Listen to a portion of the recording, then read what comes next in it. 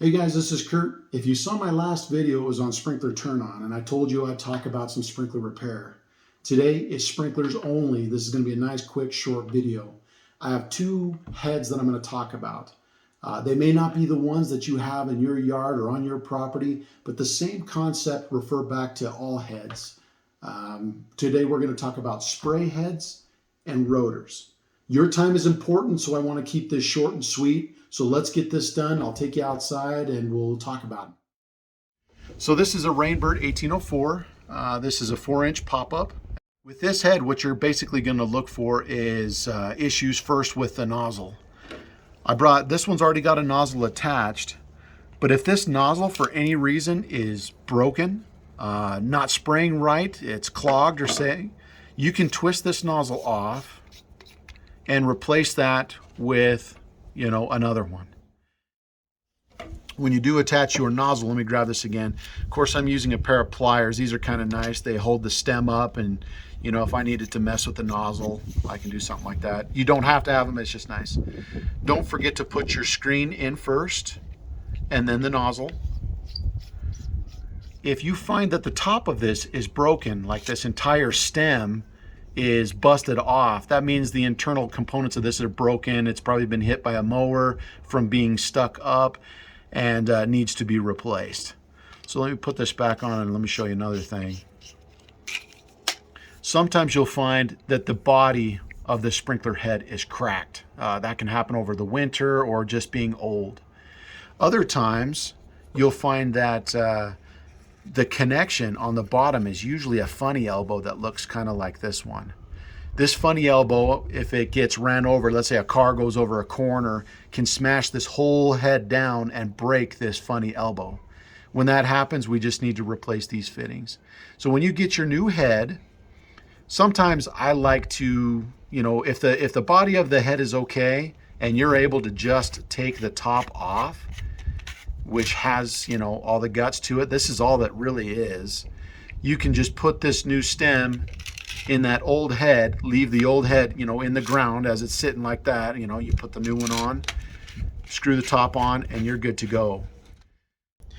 The nozzles that you can put on these heads are, customizable basically. I have a few sitting here below you. Let's look at those. Basically what you have, let me turn that one around. So you have, a green, blue, brown, black. All of these have different sizes and different styles of spray. This is an 8-footer, 10-footer, 12-footer, and then black is usually 15. The 8s, short distances, you want to just kind of use those. Blues when you get intermediate, and the black when it gets a little further. If you need to only water a corner, a 90-degree little spot, we're looking for a nozzle that has a Q on the bottom of it. If you're looking to go to the next stage up where it's a half, a 180 spray, you're looking for something that has an H at the bottom. There is also some that come with an F, which just means full. Those are usually in the center of the grass. Then I brought this one, and he is a VAN. VAN is an acronym. It just means varying adjustable nozzle. That will adjust to any kind of pattern that you need to irrigate. On the bottom side, if you ever have a nozzle that is dirty, you can look inside of this and check that spray pattern for if it's got tiny rocks. Sometimes grass roots will grow inside. If you're able to get those out with a pin or something like that, or if it's just quicker for you to just replace it, there's that option. In the chance that the funny elbow was broken on the bottom of it, picture with me if you guys can, you have your sprinkler line coming up to the PVC fitting. There's always going to be another fitting on the end of that. They usually do another funny elbow, and then you have a length of funny pipe. Funny pipe is just a swing. It's a very adjustable pipe. It lets you put it, in the position that you want. This stuff is so easy to just cut, connect onto, and keep going. If you do need to replace your funny fitting on the bottom, sometimes you're going to have to cut off a section of that pipe. If it still works and you're able to put it in that same position, go ahead and just push the next one on. They are just barbed fittings, so they'll just shove on. It is a little bit of a trick to muscle them on, but that's how they attach. If you do need to lengthen your funny pipe, you can buy more funny pipe at any sprinkler store. get a funny pipe coupler, cut that pipe, shove the two ends together, and then you can get the length that you need to continue connecting your pipe. This is a Rainbird 5000. This is the next head I want to discuss. This is a rotary style spray head. It's a little bit bigger. This will shoot up to 25 feet, even depending on pressure. This head, if you have problems with it, usually it's that the gears inside have stopped moving. This head will no longer rotate like it needs to. That's kind of one of the main issues that we see. They can clog, they can break, just like the other heads. If they do, we just replace them. If you do need to do anything with these heads, let's say that I've bought a new head and I'm ready to replace it. One item that is very handy is to buy a screwdriver. Sometimes if you buy a case of these, it'll come with a free one of these, but this handy screwdriver just has wings on the side of it. It's mainly used to help you lift this head up so that you can get to the front of it. Okay, it also has the front part of this where the screw is. This is where you're going to adjust this down for the nozzle that you're going to replace. The back part of it is for adjusting the arc of how you want this to rotate. With Rainbird, they basically make the left side spray fixed. It's set in stone.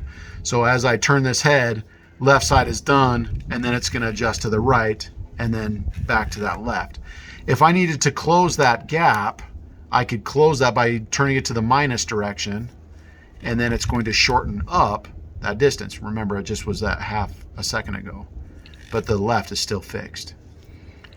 You can adjust these all the way up to 360 degrees, but when you want to replace that nozzle, you're going to lift this up. Now this one's already got one inside, just to kind of show you what it looks like. They also sell you a nozzle tree, is what this is called. This nozzle tree just comes with different sizes that gives you different volumes of water.